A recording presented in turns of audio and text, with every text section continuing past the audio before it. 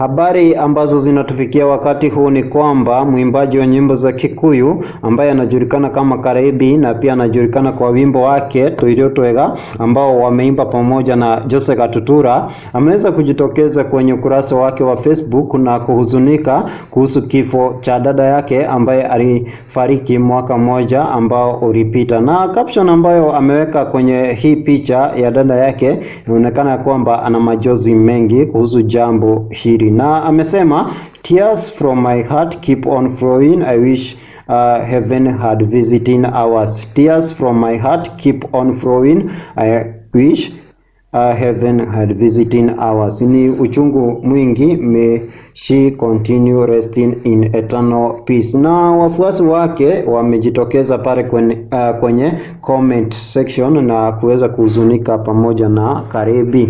Na Mary anasema hugs girl, my wish also I would be visiting my mom in love, may they continue resting in peace. Na Sharon anasema a beautiful soul she was, continue resting in peace Winnie.